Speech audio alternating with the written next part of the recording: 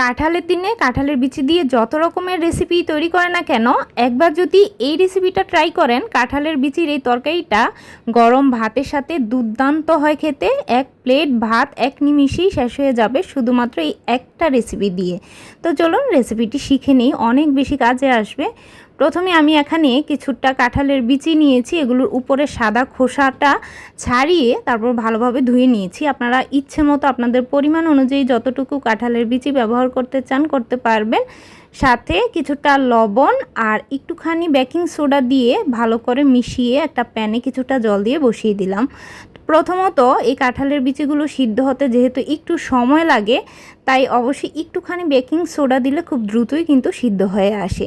তো চুলার আঁচটা মিডিয়াম লোয়ের মাঝামাঝি রেখে প্রায় 20 থেকে 25 মিনিট ধরে সময় নিয়ে এগুলো সিদ্ধ করতে হয়। কাঁঠালের বিচিগুলো কত ভালোভাবে সিদ্ধ হয়েছে এগুলো দেখলেই বোঝা যাচ্ছে। কিছুটা বিচি দেখুন এরকম ফেটে উপরের খোসাটা যেন নিজে নিজেই সরে যাচ্ছে। তো একটুখানি বেকিং সোডা দিয়ে সিদ্ধ করবেন, দেখবেন যে খুব দ্রুতই সিদ্ধ হয়ে আসছে। তো প্রেশার কুকারে দিয়েও কিন্তু আপনারা সিদ্ধ করে নিতে পারেন। তো এবার আমি এগুলো ঠান্ডা হওয়ার পর উপরের খোসাটা আলতো করে ছাড়িয়ে নিব। তো প্রথমেই উঠিয়ে ভালোভাবে জলটা ঝরিয়ে একটা সাইডে রেখে দিব। এরপর আমি প্যানে এই কাঁঠালের বিচি তরকারিটা রান্না করার জন্য সরিষার তেল ব্যবহার করছি। এখানে সরিষার তেলেই পুরো রান্নাটা আমি শেষ করব। এতে করে ফ্লেভার এবং স্বাদ দুটোই ভালো আসবে। সরিষার তেলের রান্নায় যে কোনো তরকারির স্বাদই দ্বিগুণ বেড়ে যায়। সামান্য একটু সরিষার তেলে 2টা পেঁয়াজ কুচি আর 6 থেকে 7টার মতো রসুনের মাঝ বরাবর কেটে অর্ধেক করে, এর সাথে 2টা কাঁচামরিচ জাস্ট একটু হালকা করে ভেজে নিব। যখন এরকম লাল লাল একটু হয়ে আসবে তখনই এর মধ্যে কিছুটা ধনিয়া পাতা কুচি দিয়ে দিলাম। একটু এরকম ভাজা ভাজা হয়ে আসলে এগুলো নামিয়ে একটা পাত্রে নিয়ে নিচ্ছি। এর সাথে 3 টুকরো আমি আদা দিয়ে দিচ্ছি। এগুলোর সাথে কিছুটা জল দিয়ে ব্লেন্ডারে পেস্ট করে নিব। তো একটা সাইডে পেস্ট করে রেখে দিব। এখন আমি সেই প্যানের মধ্যে আরও কিছুটা তেল দিয়ে এখানে আমি কিউব করে 2টা মিডিয়াম সাইজের আলুকে কুচি করে কেটে নিয়েছি।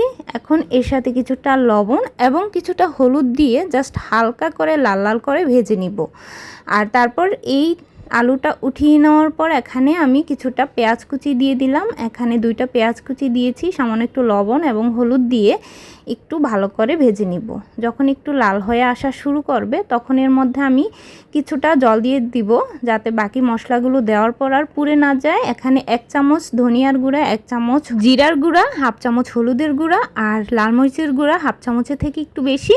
ঝালটা অবশ্যই আপনাদের টেস্ট অনুযায়ী আপনারা কিন্তু এখানে ব্যবহার করবেন। যখন এই মশলাগুলোর সাথে পেঁয়াজটা একটু ভালোভাবে কষে তেলটা ছাড়া শুরু করবে তখন সেই রসুন আর পেঁয়াজের মিশ্রণটা যে আমি পেস্ট করে রাখলাম তার থেকে পেস্টটা পুরোটা দিয়ে ব্লেন্ডার জারটা ধুয়ে কিছুটা জল এর সাথে অ্যাড করে মিশিয়ে আরও কিছুক্ষণ কষিয়ে নিব। আর যখন কষানোর পর এই যে জলজলে ভাবটা একদম সরে গিয়ে তারপর এরকম তেল তেলে ভাবটা ছাড়া শুরু করবে তখন বুঝবেন মশলাটা ভালোভাবে কষানো হয়েছে। তারপর সেই খোসাটা ছাড়িয়ে রাখা আমি কাঁঠালের বিচিগুলো এর মধ্যে দিয়ে দিলাম। আর তারপর কাঁঠালের বিচিটা জাস্ট একটু নেড়েচেড়ে মশলার সাথে মিশিয়ে ভেজে রাখা আলুগুলোও মিশিয়ে দিলাম। এবার পরিমাণ মতো আমি এখানে ঝোল ব্যবহার করছি।